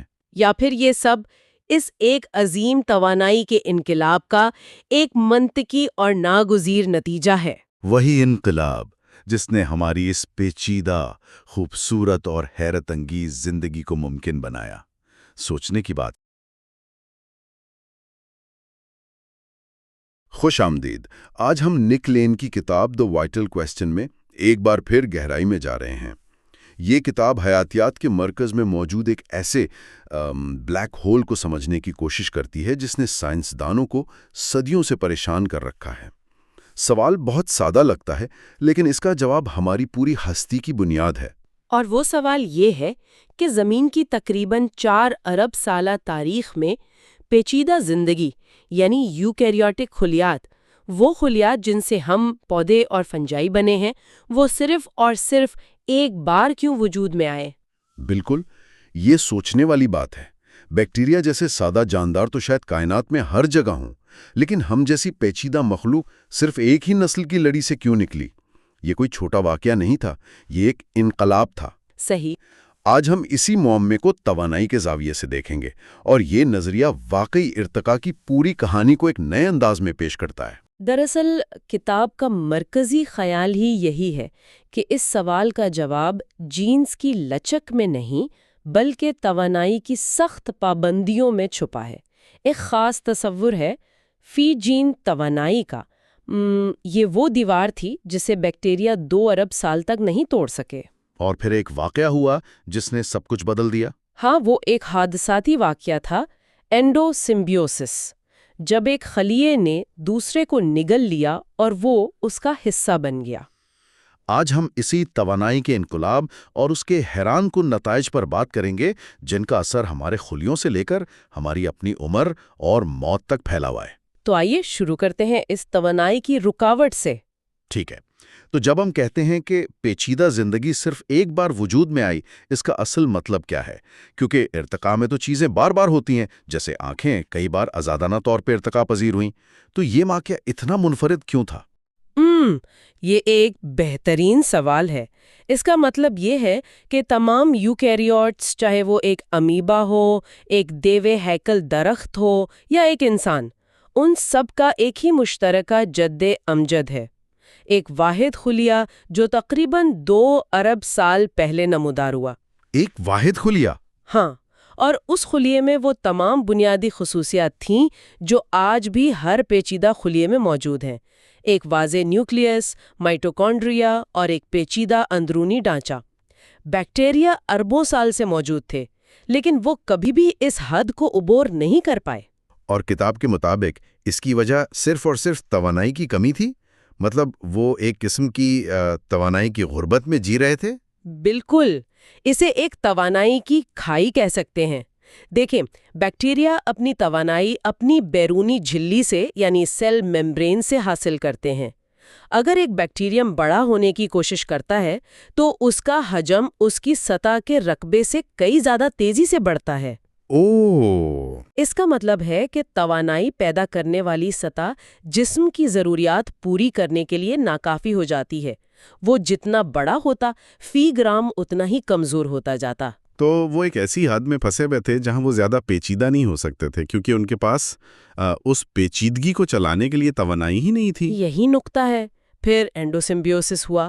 ایک میزبان خلیے نے، جو غالباً ایک آرکیون تھا، ایک بیکٹیریم کو نگل لیا، لیکن اسے ہضم کرنے کے بجائے وہ بیکٹیریم اندر ہی زندہ رہا اور ایک اندرونی پاور پلانٹ بن گیا، مستقبل کا مائٹوکونڈریا۔ تو خلیے کے اندر چھوٹے چھوٹے پاور سٹیشنز لگ گئے۔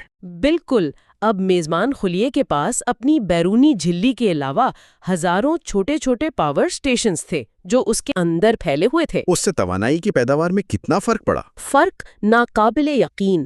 اعداد و شمار تو دماغ گھما دینے والے ہیں۔ آج ایک عام یوکیریوٹک خلیے کے پاس اپنے جینوم کے سائز کے لحاظ سے ایک بیکٹیریم کے مقابلے میں فی جین تقریباً 2 لاکھ گنا زیادہ توانائی دستیاب ہوتی ہے۔ ایک منٹ، کیا کہا آپ نے؟ 2 لاکھ گنا؟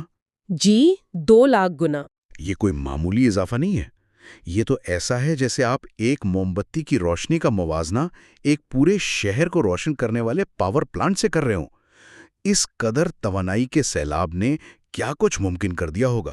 یہ تو زندگی کے لیے ایک لامحدود بجٹ ملنے جیسا ہے نا؟ بالکل یہی ہوا۔ اس توانائی کی فراوانی نے اچانک ان تمام چیزوں کو ممکن بنا دیا جو پہلے ناقابل تصور تھیں۔ اب خلیہ اپنے جینوم کو بہت بڑا کر سکتا تھا، ہزاروں نئے جینز بنا سکتا تھا، ایک پیچیدہ اندرونی نظام قائم کر سکتا تھا اور ملٹی سیلولر یعنی کثیر خلوی جاندار بنا سکتا تھا۔ یہ وہ لمحہ تھا جب ارتقاء کے لیے پیچیدگی کا دروازہ کھلا۔ یہ بہت دلچسپ ہے۔ تو یہ صرف ایک تاریخی حادثہ نہیں تھا، بلکہ توانائی کی سخت پابندیوں کا نتیجہ تھا۔ اس کا مطلب تو یہ ہوا کہ اگر توانائی ہی اصل رکاوٹ ہے تو ہم اسے ایک اصول کے طور پر استعمال کر کے یہ سمجھ سکتے ہیں کہ زندگی نے یہی خاص شکل کیوں اختیار کی۔ کیا ہم ارتقاء کی پیشگوئی کر سکتے ہیں؟ یہی اس کتاب کا سب سے طاقتور اور انقلابی خیال ہے۔ جینز لامتناہی امکانات فراہم کرتے ہیں، وہ بہت لچکدار ہیں، لیکن توانائی کے قوانین یعنی تھرموڈائنامکس بالکل سخت اور ناقابل معافی ہیں۔ کوئی بھی جاندار ان قوانین کو توڑ نہیں سکتا۔ یعنی جینیٹک طور پر کچھ ممکن ہو سکتا ہے، لیکن اگر توانائی کے حساب سے وہ فائدہ مند نہیں تو وہ کبھی نہیں ہوگا۔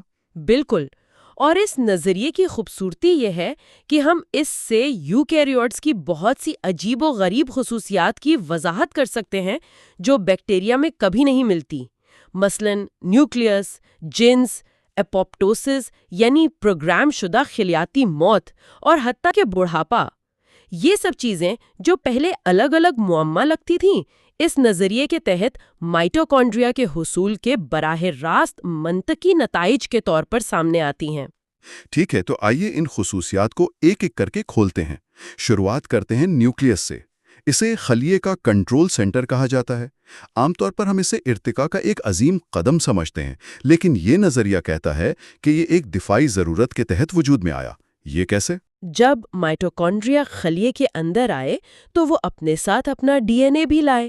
وقت گزرنے کے ساتھ ساتھ ان کے زیادہ تر جینز میزبان کے مرکزی جینوم میں منتقل ہو گئے، لیکن یہ منتقلی بہت بے ہنگم تھی۔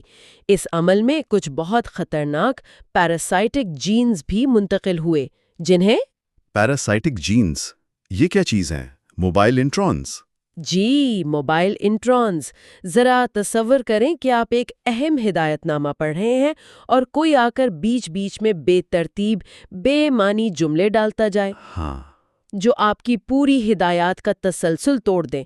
یہ موبائل انٹرونز کچھ ویسے ہی تھے۔ وہ ڈی این اے کے خود غرض ٹکڑے تھے جو میزبان کے جنوم میں کہیں بھی کود کر داخل ہو جاتے اور اہم جینز کو خراب کر سکتے تھے۔ یہ ایک قسم کی مسلسل جنیاتی بمباری تھی۔ تو میزبان خلیہ کا جنوم ایک جنگی علاقے کی طرح بن گیا تھا، جہاں ہر طرف سے حملے ہو رہے تھے۔ بالکل، اور نیوکلیس اسی حملے سے بچنے کے لیے ایک دفاعی قلعے کے طور پر تیار ہوا۔ نیوکلیس کی جھلی نے میزبان کے قیمتی ڈی این اے کو باقی خلیے سے الگ کر دیا، اسے اس جنیاتی افراتفری سے بچایا، اور اس نے پروٹین بنانے کے عمل کو بھی 2 حصوں میں تقسیم کر دیا تاکہ پروٹین بنانے سے پہلے ان فضول جملوں یعنی انٹرونز کو احتیاط سے نکالا جا سکے۔ واہ، یہ تو بہت ہی ہوشیار دفاعی حکمت عملی تھی۔ ٹھیک ہے، تو نیوکلیس ایک دفاعی قلعے کے طور پر وجود میں آیا، لیکن اس جنیاتی افراتفری کے اور بھی تو اثرات ہوئے ہوں گے۔ میرا مطلب ہے، اگر آپ کا ڈی این اے مسلسل حملے کی زد میں ہے اور مائٹوکونڈریا سے فری ریڈیکلز بھی نکل رہے ہیں تو اس سے میوٹیشنز بھی تو بہت بڑھ جاتی ہوں گی۔ آپ نے بالکل صحیح پکڑا، اور یہی وہ نقطہ ہے جو ہمیں ارتقاء کے سب سے بڑے رازوں میں سے ایک کی طرف لے جاتا ہے، جنس یعنی سیکس کا ارتقاء۔ بیکٹیریا تو بس اپنی کاپی بنا کر تقسیم ہو جاتے ہیں، انہیں اس پیچیدہ اور مہنگے عمل کی ضرورت نہیں پڑتی۔ تو یوکیریوٹس کو جنس کی ضرورت کیوں پڑی؟ ہاں، یہ ہمیشہ سے ایک بڑا سوال رہا ہے۔ اس کا جواب بھی اسی مسئلے میں ہے۔ مائٹوکونڈریا کی وجہ سے میوٹیشن کی شرح بہت بڑھ گئی، جینوم بھی بہت بڑا اور پیچیدہ ہو گیا۔ جنس جس میں 2 والدین سے جینیاتی مواد کا تبادلہ ہوتا ہے، اس جینیاتی بگاڑ سے نمٹنے کا سب سے مؤثر طریقہ ہے۔ یہ نقصان دہ میوٹیشنز کو ختم کرنے اور اچھی جینز کو ایک ہی فرد میں اکٹھا کرنے کا ایک طریقہ ہے۔ تو یہ ایک طرح کا جینیاتی کوالٹی کنٹرول اور مرمت کا نظام ہے جو اس نئی پیچیدہ خطرناک زندگی کے لیے ضروری ہو گیا تھا۔ بالکل، یہ آبادی کو جینیاتی طور پر صحت مند رکھتا ہے۔ یہ بہت منطقی لگتا ہے۔ اب آتے ہیں ایک اور عجیب چیز پر، اپوپٹوسس، یعنی خلیے کا خودکشی کرنا۔ یہ سننے میں بہت عجیب لگتا ہے. ایک خلیہ خود کو کیوں مارے گا؟ بظاہر ایسا ہی لگتا ہے، لیکن یہ بھی ایک انتہائی اہم کوالٹی کنٹرول میکانزم ہے۔ دیکھیں، ایک پیچیدہ خلیے میں اب دو الگ الگ جینوم ہیں، ایک نیوکلیس میں اور دوسرا مائٹوکونڈریا میں۔ ان دونوں کو ایک ٹیم کی طرح بالکل ہم آہنگی سے کام کرنا ہوتا ہے تاکہ توانائی مؤثر طریقے سے پیدا ہو سکے۔ اور اگر ان میں ہم آہنگی نہ ہو تو، اگر مائٹوکانڈریا کے جینز اور نیوکلیس کے جینز آپس میں ٹھیک سے بات نہ کر پائیں تو توانائی کی پیداوار کا نظام گڑبڑا جاتا ہے، اور جب ایسا ہوتا ہے تو مائٹوکونڈریا انتہائی خطرناک فری ریڈیکلز کا اخراج شروع کر دیتے ہیں۔ یہ خلیے کے اندر زہر بھرنے جیسا ہے۔ ایپوپٹوسس ایک سیفٹی سوئچ ہے۔ اگر خلیہ یہ محسوس کرتا ہے کہ اس کے مائٹوکونڈریا ٹھیک سے کام نہیں کر رہے تو وہ خود کو ختم کر لیتا ہے، تاکہ وہ پورے جاندار کو نقصان نہ پہنچائے۔ بالکل۔ تو یہ ایک فرد کی قربانی ہے تاکہ پوری کمیونٹی محفوظ رہے۔ ایک خراب خلیہ خود کو ختم کر لیتا ہے تاکہ باقی جسم صحت مند رہے۔ ہاں، یہ ایک کثیر خلوی زندگی کے لیے ایک بنیادی اصول ہے۔ یہ تمام تصورات، توانائی، دو جینومز کا تصادم اور کوالٹی کنٹرول، یہ سب ہماری اپنی حیاتیات پر کیسے لاگو ہوتے ہیں، خاص طور پر بڑھاپے اور تولید پر؟ یہ خلیے کی سطح کی کہانی ہماری زندگیوں کو کیسے متاثر کرتی ہے؟ موت کی دہلیز یا ڈیتھ تھریش ہولڈ کا تصور بہت اہم ہو جاتا ہے۔ یہ وہ حد ہے جہاں فری ریڈیکلز کا اخراج اتنا بڑھ جاتا ہے کہ وہ ایپوپٹوسس کو متحرک کر دیتا ہے، یعنی خلیے کا خودکش بٹن دب جاتا ہے۔ ہر جاندار میں یہ دہلیز مختلف سطح پر سیٹ ہوتی ہے۔ اس سے کیا مراد ہے؟ کوئی مثال؟ پرندوں کی مثال لیں، انہیں اڑنے کے لیے بہت زیادہ ایروبک صلاحیت کی ضرورت ہوتی ہے۔ ان کے خلیوں کو انتہائی مؤثر ہونا چاہیے، اس لیے ان کی موت کی دہلیز بہت نیچی ہوتی ہے۔ خلیے میں معمولی سی خرابی پر بھی فوراً ایپوپٹوسس شروع ہو جاتا ہے۔ اس کا نتیجہ کیا نکلتا ہے؟ نتیجہ یہ ہوتا ہے کہ ان کے جسم میں صرف بہترین اور اعلیٰ کارکردگی والے خلیے ہی بچتے ہیں۔ اس سے انہیں بہترین فٹنس، بیماریوں کے خلاف مضبوط مدافعت اور بہت لمبی عمر ملتی ہے، لیکن اس کی ایک قیمت چکانی پڑتی ہے۔ ان کی تولیدی صلاحیت کم ہو جاتی ہے۔ اور اس کے برعکس کیا ہوتا ہے، جیسے چوہوں میں؟ چوہوں جیسے جانداروں کی ایروبک صلاحیت کم ہوتی ہے۔ ان کی موت کی دہلیز بہت اونچی ہوتی ہے۔ وہ اپنے خلیوں میں جینیاتی عدم مطابقت کو ایک حد تک برداشت کر لیتے ہیں۔ اس کا فائدہ یہ ہے کہ ان کی تولیدی صلاحیت بہت زیادہ ہوتی ہے، لیکن نقصان یہ ہے کہ ان کے جسم میں خراب خلیے جمع ہوتے رہتے ہیں، جس کی وجہ سے وہ تیزی سے بوڑھے ہوتے ہیں اور عمر سے متعلق بیماریوں کا زیادہ شکار ہوتے ہیں۔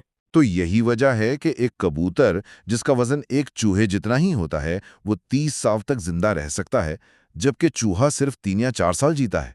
یہ سب اسی توانائی کے سمجھوتے کی وجہ سے ہے، کوالٹی بمقابلہ مقدار کی جنگ۔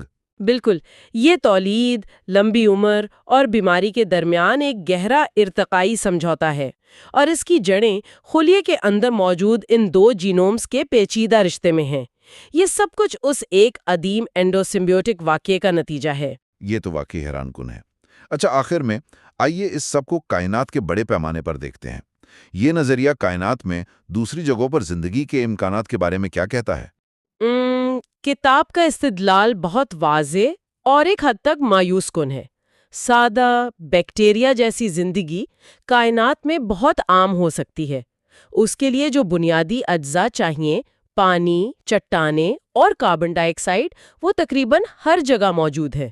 لیکن پیچیدہ زندگی، یعنی ہم جیسے جانداروں کا کیا؟ پیچیدہ زندگی کا ارتقاء ایک بہت بہت بڑی رکاوٹ ہے۔ جیسا کہ ہم نے پوری گفتگو میں دیکھا، اس کے لیے ایک انتہائی نایاب، حادثاتی اور خوش قسمت واقعے کی ضرورت ہے، ایک کامیاب اینڈوسمبیوسس۔ یہ واقعہ زمین پر اربوں سالوں میں صرف ایک بار ہوا۔ اس کے امکانات اتنے کم ہیں کہ اسے تقریباً ایک معجزہ کہا جا سکتا ہے۔ ہاں، بالکل۔ تو اس کا مطلب ہے کہ کائنات شاید زندگی سے بھری ہو، لیکن وہ زیادہ تر ایک خلیے والی سادہ زندگی ہوگی، اور ہم جیسے ذہین اور پیچیدہ جاندار انتہائی نایاب ہوں گے۔ امکانات یہ بتاتے ہیں توانائی کی رکاوٹیں اتنی شدید ہیں کہ ان پر قابو پانا تقریباً ناممکن ہے۔ اس لیے اگرچہ کائنات میں زندگی موجود ہو سکتی ہے لیکن یہ زیادہ تر بیکٹیریل سطح پر پھنسی ہوئی ہوگی، ایک ایسی خاموش کائنات جو نظر نہ آنے والے جرثوموں سے بھری ہے۔ تو اس ساری گفتگو کا نچوڑ یہ ہے کہ توانائی ارتقاء کی کہانی میں ایک خاموش لیکن سب سے طاقتور کردار ہے۔ یہ صرف یہ طے نہیں کرتی کہ کیا ممکن ہے، بلکہ یہ زندگی کی ساخت کو اس کی گہرائی تک تشکیل دیتی ہے، ہمارے خلیے کے نیوکلس سے لے کر ہماری اپنی عمر اور موت تک۔ بالکل، یہ ایک ایسا نقطۂ نظر ہے جو حیاتیات کے کچھ سب سے بڑے سوالات کو ایک ہی فریم ورک میں اکٹھا کر دیتا ہے۔ اور یہ بہت گہری سوچ ہے۔ اور یہ ہمیں ایک آخری سوچ پر چھوڑ جاتا ہے۔ کتاب یہ دلیل دیتی ہے کہ جینز تقریباً لامحدود طور پر لچکدار ہیں، لیکن توانائی کے قوانین معاف نہیں کرتے۔ اس کا مطلب یہ ہو سکتا ہے کہ کائنات میں کہیں اور اگر پیچیدہ زندگی موجود ہے بھی تو ہو سکتا ہے اس کی کیمسٹری، اس کے جینز ہم سے بالکل مختلف ہوں، لیکن اس کا بنیادی توانائی کا ڈھانچہ شاید ہمارے جیسا ہی ہو۔ اسے بھی توانائی کی اسی رکاوٹ کو عبور کرنا پڑا ہوگا، یعنی شاید اس نے بھی کسی قسم کا اینڈوسمبیوسس کیا ہو۔ شاید زندگی کے حقیقی آفاقی اصول جینیاتی نہیں بلکہ تھرموڈائنامک ہیں۔ یہ ایک بہت گہری بات ہے۔ اگلی بار ہم دی وائٹل کویسچن پر اپنی گفتگو کے چھٹے اور آخری حصے میں حتمی خیالات اور نتائج پر بات کریں گے اور دیکھیں گے کہ یہ جدید حیاتیات کے لیے کیا معنی رکھتے ہیں۔ ہمارے ساتھ شامل ہونے کا شکریہ۔ خوش آمدید۔ ہم نکلیں کی کتاب دی وائٹل کویسچن پر اپنی گفتگو کے آخری حصے میں داخل ہو رہے ہیں۔ جی، پچھلی بار ہم نے زندگی کی ابتدا اور توانائی کے اس انقلاب پر بات کی تھی، لیکن آج ہم ماضی سے نکل کر کہہ سکتے ہیں کہ مستقبل اور کائنات کی طرف دیکھیں گے۔ آج کی گفتگو پیشین گوئیوں کے بارے میں ہے، اور یہ کوئی معمولی پیشین گوئیاں نہیں ہیں۔ ہم یہ دیکھنے کی کوشش کریں گے کہ توانائی کے وہ بنیادی اصول جنہوں نے زمین پر زندگی کو جنم دیا، جی، کیا وہ ہمیں زندگی کی سب سے گہری اور پیچیدہ خصوصیات کے بارے میں بھی کچھ بتا سکتے ہیں؟ مثلاً جنس کا وجود؟ بالکل، بڑھاپے کا عمل اور آخرکار موت۔ تو کیا یہ سب محض ارتقائی حادثات تھے یا ان کے پیچھے کوئی گہرا، کوئی قابل پیشین گوئی قانون کام کر رہا ہے؟ یہی تو کلیدی سوال ہے۔ اور یہاں بنیادی خیال جو واقعی ذہن گما دینے والا ہے وہ یہ ہے کہ یہ سب کچھ ایک معاہدے کی کہانی ہے۔ ایک معاہدہ؟ ایک ایسا معاہدہ جو تقریباً 4 ارب سال پہلے ہوا، جب ایک خلیے نے دوسرے کو نگل لیا۔ جی، اس معاہدے نے ہمیں بے پناہ توانائی تو دی، لیکن اس کی قیمت ہمیں آج تک چکانی پڑ رہی ہے۔ جنس، بڑھاپے اور موت کی صورت میں۔ تو آئیے آج اس معاہدے کی شرائط کو ایک ایک کر کے کھولتے ہیں۔ بالکل، اور اس معاہدے کی پہلی اور شاید سب سے عجیب شرط ہے جنس کا وجود۔ تو چلیں یہیں سے شروع کرتے ہیں۔ جنس یعنی سیکس۔ جی، بیکٹیریا تو بس خود کو تقسیم کر لیتے ہیں، ان میں نر اور مادہ کا کوئی تصور نہیں۔ بہت سادہ نظام ہے۔ لیکن پھر آپ تمام پیچیدہ جانداروں کو دیکھیں، پودوں سے لے کر جانوروں تک سب جنسی تولید کا استعمال کرتے ہیں۔ تو کتاب کا دعویٰ یہ ہے کہ یہ ارتقاء کا کوئی اتفاقی موڑ نہیں تھا۔ نہیں، بالکل نہیں، یہ ایک ضرورت تھی۔ لیکن یہ ضرورت پیدا کیوں ہوئی؟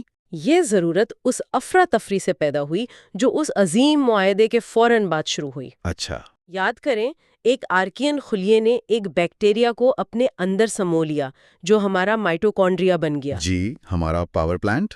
اس سے توانائی کا ایک ایسا پاور ہاؤس ہاتھ لگا جس کی کوئی مثال نہیں تھی۔ لیکن ہر بڑی طاقت کے ساتھ ایک بڑا مسئلہ بھی آتا ہے۔ ایک منٹ، زیادہ توانائی کا مطلب تو زیادہ ترقی اور بہتر موقع ہونے چاہیے تھے۔ یہ تو ایک اچھی چیز تھی۔ اس سے مسئلہ کیسے پیدا ہو گیا؟ ایسا تو نہیں لگتا کہ فطرت کسی اچھی چیز کی سزا دے گی؟ سوال بہت اچھا ہے۔ مسئلہ توانائی کا نہیں تھا، بلکہ اس توانائی کو قابو کرنے اور اس کے ساتھ آنے والے نتائج کا تھا۔ اچھا، یہ ایسا ہی ہے جیسے آپ نے اپنی پرانی گاڑی میں ایک راکٹ انجن لگا دیا ہو۔ ٹھیک ہے، رفتار تو ملے گی، لیکن اگر آپ کے پاس سٹیئرنگ اور بریک بہتر نہیں ہے تو تباہی یقینی ہے۔ صحیح۔ اس بے پناہ توانائی نے خلیے کے جینیٹک کوڈ یعنی جینوم کو پھیلنے اور پیچیدہ ہونے کا موقع دیا، لیکن اس پھیلاؤ کے ساتھ ایک وائرس کی طرح پرجیوی جینز بھی آ گئے، جنہیں ہم انٹرونز کہتے ہیں۔ جی، انٹرونز۔ تو یہ انٹرونز یہ کیا چیزیں ہیں؟ انہیں آپ جینیاتی کوڈ میں موجود فضول یا شور سمجھ سکتی ہیں۔ اچھا، یہ جینز کے درمیان بیٹھ کر کوئی کام نہیں کرتے، لیکن یہ پورے جینیاتی نظام میں تیزی سے پھیل سکتے تھے۔ صورتحال اتنی خراب ہو گئی کہ خلیے کا جینیاتی کوڈ غلطیوں سے بھرنے لگا۔ مطلب ایک طرح کا جینیاتی کوڈ کا کرپٹ ہو جانا۔ بالکل۔ سوچیں کہ آپ کی گاڑی کی مینول کا ہر صفحہ بے ترتیب جملوں سے بھر جائے، انجن ٹھیک کرنے کی ہدایت کے بیچ میں شاعری لکھی ہو۔ تو آپ انجن ٹھیک کرنے کے بجائے شاید وائپر چلا دیں؟ جی، خلیے کے لیے جینیاتی کوڈ یہی کام کرتا ہے، اور انٹرونز اس کوڈ میں بے ترتیب شور بھر رہے تھے۔ یعنی ایک میوٹیشنل میلٹ ڈاؤن کا خطرہ تھا، جہاں جینیاتی کوڈ اتنا خراب ہو جائے کہ خلیہ کام کرنا ہی چھوڑ دے۔ بالکل، اور اس تباہی سے بچنے کے لیے فطرت کو ایک ایسا نظام چاہیے تھا جو جینیاتی کوڈ کو مسلسل صاف اور دوبارہ ترتیب دے سکے، جو دو مختلف کوڈز کو ملا کر ان میں سے بہترین حصے چن سکے اور خرابیوں کو دور کر سکے۔ اور وہ نظام تھا جنس۔ جی، دو والدین سے جینز کا ملاپ اس مسئلے کا سب سے بہترین حل تھا۔ یہ جینیاتی افراتفری کے خلاف ایک دفاعی نظام کے طور پر ابھرا۔ یہ تو حیران کن بات ہے، یعنی جنس کا وجود محبت یا تولید سے پہلے ایک جینیاتی صفائی کا نظام تھا، کہہ سکتی ہیں۔ لیکن پھر دو جنسیں ہی کیوں بنی، نر اور مادہ؟ اور یہ عجیب بات کہ مائٹوکونڈریا یعنی وہ پاور پلانٹ ہمیشہ صرف ماں سے ہی بچوں میں کیوں منتقل ہوتا ہے؟ یہ بھی اسی بنیادی مسئلے کا اگلا حصہ ہے۔ اچھا، اب خلیے کے اندر ایک نہیں بلکہ دو الگ الگ جینیاتی کوڈ تھے، ایک مرکزی نیوکلیس میں اور دوسرا ان ہزاروں چھوٹے مائٹوکونڈریا میں۔ جی، ان دونوں کو ایک دوسرے کے ساتھ مکمل ہم آہنگی سے کام کرنا تھا، جیسے ایک آرکیسٹرا کے تمام سازندے۔ ٹھیک ہے۔ اگر مائٹوکونڈریا ماں اور باپ دونوں سے آتے تو ایک ہی خلیے کے اندر دو مختلف قسم کے مائٹوکونڈریا کے درمیان ایک جنگ چھڑ جاتی۔ ایک طرح کی اندرونی خانہ جنگی۔ جی، اس سے بچنے کے لیے ایک اصول وضع ہوا۔ اور وہ اصول کیا تھا؟ مائٹوکونڈریا صرف ایک والدین سے آئیں گے۔ یہ ایسا ہی ہے جیسے ایک فیکٹری میں یہ اصول ہو کہ تمام مشینیں ایک ہی بلو پرنٹ پر چلیں گی تاکہ کوئی کنفیوژن نہ ہو۔ صحیح۔ صرف ایک والدین سے مائٹوکونڈریا کی منتقلی، جسے یونی پیرنٹل انہیریٹنس کہتے ہیں، ایک طرح کا کوالٹی کنٹرول میکانزم ہے۔ اچھا۔ اس سے قدرتی انتخاب کو یہ دیکھنے میں آسانی ہوتی ہے کہ کون سا نیوکلیئر اور مائٹوکونڈریل جینوم کا امتزاج بہترین کام کر رہا ہے۔ تو یہ واقعی حیران کن ہے کہ جنس جیسا بنیادی عمل دراصل خلیے کی اندرونی خانہ جنگی کو روکنے کا ایک طریقہ تھا۔ لیکن اگر خلیے نے اپنی نسل کو آگے بڑھانے کے لیے اتنی پیچیدہ حکمت عملی اپنائی تو پھر وہ خود کو ختم کرنے پر کیوں تلا ہوا ہے؟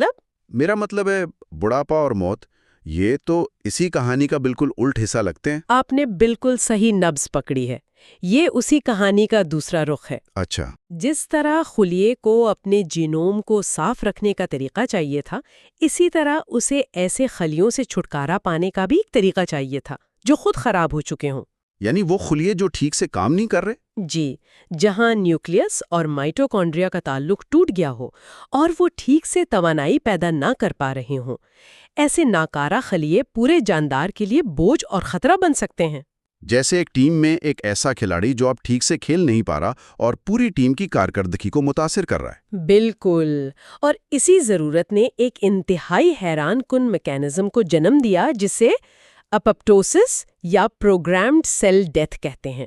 Programmed cell death? جی، یہ ایک ایسا نظام ہے جس کے تحت ایک خلیہ جب یہ محسوس کرتا ہے کہ وہ ٹھیک سے کام نہیں کر رہا یا اس میں کوئی ناقابل تلافی خرابی آ گئی ہے تو وہ اجتماعی بھلائی کے لیے خود کو ختم کر لیتا ہے۔ یہ ایک منظم، صاف ستھری خودکشی ہے۔ یعنی ہمارے جسم کے خربوں خلیے ہر روز اجتماعی بھلائی کے لیے قربانیاں دے رہے ہیں۔ یہ تو ایک فلسفیانہ خیال لگتا ہے۔ یہ حیاتیاتی حقیقت ہے، اور یہیں سے ڈیتھ تھریشولڈ یا موت کی دہلیز کا تصور سامنے آتا ہے۔ موت کی دہلیز؟ جی، ہر جاندار کو ارتقائی طور پر یہ فیصلہ کرنا پڑتا ہے کہ اس کے خلیوں کے لیے خودکشی کی یہ دہلیز کتنی اونچی یا نیچی ہونی چاہیے۔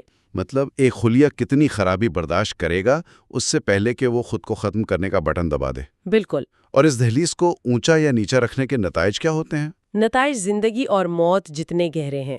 مثال کے طور پر پرندوں کو دیکھیں۔ ٹھیک ہے۔ ان میں یہ ڈیتھ تھریشولڈ بہت کم ہوتا ہے، مطلب ذرا سی بھی خرابی پر خلیہ فوراً ختم ہو جاتا ہے۔ اس کا فائدہ؟ فائدہ یہ ہے کہ ان کے جسم انتہائی مؤثر اور اعلیٰ کارکردگی والے ہوتے ہیں، ان میں کینسر جیسی بیماریاں بہت کم ہوتی ہیں اور ان کی عمر اپنی جسامت کے لحاظ سے بہت لمبی ہوتی ہے۔ لیکن اس کی کوئی قیمت بھی ہوگی؟ جی، قیمت یہ ہے کہ انہیں کم افزائش نسل کرنی پڑتی ہے، کیونکہ بہت سے ایمبریوز چھوٹی موٹی خرابیوں کی وجہ سے ہی ضائع ہو جاتے ہیں۔ اور دوسری طرف چوہے ہیں۔ جی، چوہوں میں یہ تھریشولڈ بہت زیادہ ہوتا ہے، ان کے خلیے بہت زیادہ خرابیاں برداشت کر سکتے ہیں۔ تو وہ تیزی سے نسل بڑھاتے ہیں؟ بالکل، وہ بہت تیزی سے نسل بڑھاتے ہیں اور بدلتے ہوئے ماحول سے جلدی مطابقت پیدا کر لیتے ہیں، لیکن اس کی قیمت انہیں ایک مختصر اور بیماریوں سے بھری زندگی کی صورت میں چکانی پڑتی ہے۔ یہی وجہ ہے کہ ایک کبوتر جس کا وزن ایک چوہے جتنا ہی ہوتا ہے، وہ 20-30 سال تک زندہ رہ سکتا ہے، جبکہ چوہا صرف 2-3 سال جیتا ہے۔ تو ہمارا بڑھاپا، ہماری عمر کی حد اور بہت سی بیماریاں، یہ سب اس توانائی کے سمجھوتے کا براہ راست نتیجہ ہے۔ جی، جو ہمارے خلیوں نے اربوں سال پہلے کیا تھا۔ یہ صرف جینیات نہیں، یہ توانائی کی معاشیات ہے۔ یہ زمین پر زندگی کو سمجھنے کا ایک بہت ہی طاقتور فریم ورک ہے۔ لیکن کتاب اسے ایک قدم آگے خلا میں لے جاتی ہے۔